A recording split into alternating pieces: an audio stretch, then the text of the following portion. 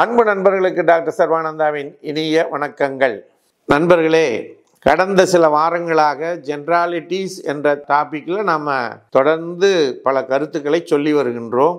Homeopathy சப்ஜெக்டை பற்றி பேசி வருகின்றோம். டாக்டர் ஹனிமேன் அவர்கள் ஹோமியோபதியை மிக சிறந்த முறையிலே மருந்துகளை மனிதர்களுக்கு கொடுத்து அவர்களுக்கு நடந்த மாறுதல்களை குறித்து எடுத்து வைத்து அதை முல்லை முள்ளால் எடுப்பது என்ற தத்துவத்தின் அடிப்படையிலே சிகிச்சையை அளித்து வந்திருக்கிறார்கள். டாக்டர் கென்ட் என்கின்ற அமெரிக்க ஆங்கில மருத்துவர் ஹோமியோபதி மேலே பற்று கொண்டு அதை மிகச்சிறந்த அளவிலே வளர்த்தெடுத்திருக்கிறார்.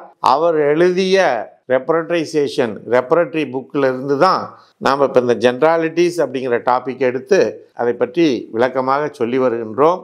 ஹோமியோபதி எப்படி ஒரு நோயாளிக்கு மருந்து தேர்ந்தெடுக்கிறது என்று சொன்னால், நோயாளியினுடைய மனம், தலை, காது, மூக்கு, கண்கள், கண்ணுடைய பார்வை, காதனுடைய கேட்கும் தன்மை, throat, internal throat, external throat, கை கால்கள், அடுத்து தலைன்னு சொன்னோன்னா வெர்டிகோ, தலை சுற்றல், மவுத்து, ஃபேஸ், அதே போல் செஸ்ட், காஃப், சளி, மூச்சு விடுதல், அதே மாதிரி genitalia, male and female, urine, stool, stomach, back, பின் முதுகு, தூக்கம், சில்னஸ், ஃபீவர், வியர்வை, ஸ்கின் இருக்கு. இதையெல்லாம் தாண்டி ஜென்ராலிட்டிஸ். இப்படிப்பட்ட டாபிக்ஸில் தான் இந்த எல்லா டாப்பிக்லையும் சேராமல் சில விஷயங்கள் நடக்கும். அந்த விஷயங்களை ஜென்ராலிட்டிஸ் அப்படிங்கிறதுல டாக்டர் கென்ட் கொடுத்திருக்கிறார்கள். இவைகளை தனித்தனியாக அதில் ஏற்படக்கூடிய பிரச்சனைகளை எல்லாம் தொகுத்து அதற்குரிய நிலைகளை டாக்டர் கென்ட் அவர்கள் சொல்லியிருக்கிறார்கள். அதில் இன்னைக்கு நாம் பார்க்கக்கூடியது என்ன டாபிக்னா, டாக்டர் கென்ட்டு ஜென்ராலிட்டிக்ஸில் எதை கொண்டாந்து வச்சிருக்கிறாருன்னு பார்த்தீங்கன்னா, சப்ஜெக்டு ஸ்கார்லெட் ஃபீவர். இந்த ஸ்கார்லெட் ஃபீவர் அப்படிங்கிறது என்ன அப்படின்னா, ஸ்ட்ரெப்டோகாக்கஸ் பாக்டீரியாவினால ஏற்படக்கூடிய ஒரு நோய். இது ஒரு தொற்று நோய்.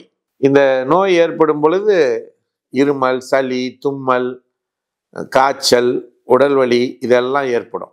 இப்போ இது எந்தெந்த உறுப்புகளை பாதிக்குது அப்படின்னு பார்த்தீங்கன்னா, டான்சில் கட்டியை நேரடியாக தாக்கும், தோல், பிளட்டு, அதே மாதிரி heart, lungs, kidney, liver, spleen, காது, மூக்கு, மூட்டுக்கள், தசைகள், ஒரு பகுதியை விடாதுங்க. உடலினுடைய அத்தனை பகுதியையும் தாக்கக்கூடியது. இது ஒரு டிராப்லெட் இன்ஃபெக்ஷன், அதாவது தொற்று நோய். அது இருக்கிறவங்க பக்கத்தில் நீங்கள் இருந்தாலோ, அவங்க சாப்பிட்ட தட்டில் சாப்பிட்டாலோ, அவங்க தும்மும்போது பக்கத்தில் இருந்தாலோ, அவங்க யூரின் போன இடத்துல நீங்கள் யூரின் போயிருந்தாலோ அப்படியே பிடிச்சி என்ன பண்ணும், உங்களுக்கு அந்த நோயை கொண்டு வந்து சேர்த்து விடும். இது யாருக்கு அதிகம் வரும்னு தெரியுங்களா? குழந்தைகளுக்கு 4 வயதுலேருந்து 15 வயதுக்குள்ளே இது ஏற்படும். அதன் பிறகு அந்த இம்யூனிட்டிலாம் வந்துடுது. வரலினாலும் பாதிப்பு இருக்கத்தான் செய்யும். ஆகையினால நண்பர்களே, இது எதுவும் வராமல் தடுக்க வேண்டும் அப்படின்னா ஹோமியோபதியில் தடுப்பு மருந்துகள் இருக்குது. இல்லை வந்து விட்டாலும் தீர்ப்பதற்கு மருந்துகள் இருக்குது. அதனால் அம்மோனியம் ரியாட்டிக்கம், பெலடோனா, சாமமில்லா போன்ற பல மருந்துகள் இந்த ஸ்கார்லெட் ஃபீவரை தடுக்கக்கூடியதாகவும் வந்துவிட்டால் அதை தீர்க்கக்கூடிய சக்தி படைத்ததாகவும் இருக்கிறது நண்பர்களே.